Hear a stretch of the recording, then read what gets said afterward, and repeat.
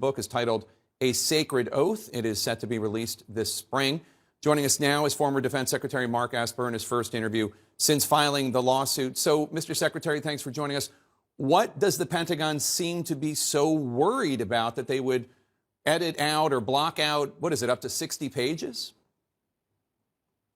Well, first of all, good afternoon, Jake. It's good to be with you. And let me just say, you know, my view is that the American people deserve a full and unvarnished history of the last presidency, the Trump administration. And what I aim to do was to provide important insights and anecdotes and color to what was arguably one of the most tumultuous second halves of an administration in history. And so what I did was follow the law and my personal commitment to protecting national security, and filed my manuscript last May for what's called pre-publication review. I got the document back nearly 6 months later, and the report that I received in early October, DOD told me that material on nearly 60 pages would need to be redacted. Now, it's important to say that DOD doesn't do all the redacting. In this sense, they actually had to farm it out, if you will, to at least a dozen plus other agencies and departments. So I really don't know who all is marking up the document, but I would say this much. I submitted what I believed at the time and still believe is an unclassified manuscript. And the DOD's and others' continued redactions are simply arbitrary and unfair. And they should relent and allow this manuscript to be published as I wrote it.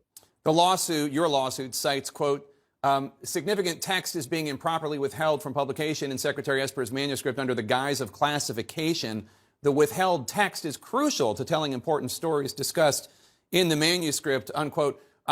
This is a topic we've talked about a lot on the show over the years, the overclassification by the U.S. government under presidents Democratic and Republican. Do you have any idea what they are redacting? How much of it is about Donald Trump, President Trump's actions? How much of it is about China or Ukraine or Russia? Do you know? Well, I know exactly what they're redacting because they give you feedback as to what it is. What I don't know is why. And I also don't, or the clear reasons why. And the people I've talked to at DOD, at least, have been reluctant to even state that it is classified. What I often get is that these are sensitive items that may affect international relations, that are sensitive, that they've asked me to exclude quotes, to exclude conversations with foreign leaders. You know, I tried to work with DOD informally between the time that I received my first results back from the review and over a month-long period, which ultimately resulted in me having to write a personal letter to Secretary of Defense Austin. But during that time, I tried to work informally, and what they were telling me, there were highly classified items. I would go back online and within a couple minutes find the DOD actually reported the material themselves. So I don't know what the reason is, but again, it's arbitrary, it's capricious. And it just does injustice to this important part of America's history that the people need to know about and need to understand in depth. And so that's why I'm committed to getting to the end of this and making sure that we publish the manuscript in full so that the American people know, you know, the full story of what happened, the good and the bad, during those last couple of years of the Trump administration. Do you think this is the Biden administration not wanting you to report favorably on anything you think Trump did right? Do you think there is political considerations at play here? Oh, we don't want Esper to insult World Leader 2 because we're still trying to deal with them?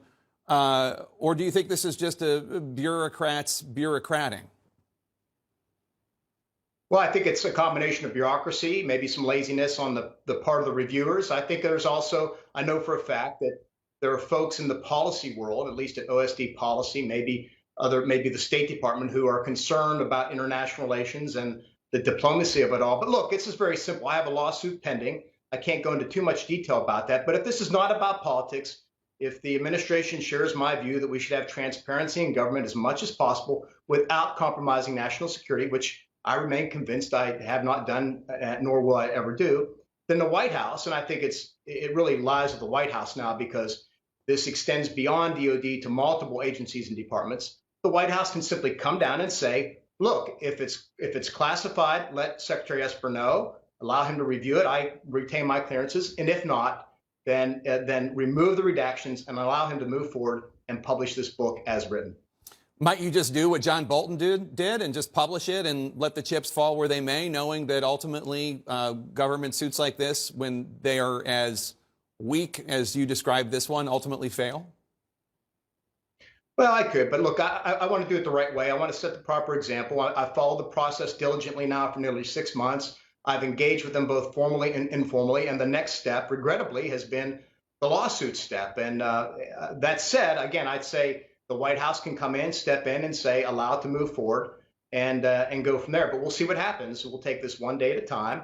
Again, I think it's important that American people understand their history, our history, and what it means, because I wrote this memoir for a number of reasons. One is not just to tell a good story about what happened during those tumultuous times, but also for history, for students of government, for policymakers today, to give them some insights into what I was thinking, how I tried to work my way through day-to-day activities. What were the core principles that guided me, and where did I succeed? Where did I come up short? I think these are all important things that I think people will find very interesting when they read my memoir, A Sacred Oath. As long as I have you, I know you weren't Secretary of Defense during the insurrection on January 6th, but has the January 6th committee reached out to you to talk to you? I'm just wondering, as long as I have you here. Yes, they have reached out to me. We haven't been able to connect yet. And you're right, I wasn't there at the time. It was a terrible, tragic event, and it obviously struck all of us pretty deeply, but we'll see where that goes. I did not focus on that. I tried to focus on my tenure as both Secretary of the Army, where I think we made very, very important strides in terms of modernizing the United States Army. And then, of course, my tenure, my 18 months as Secretary of Defense, where, again, I covered the most controversial or important elements of that time.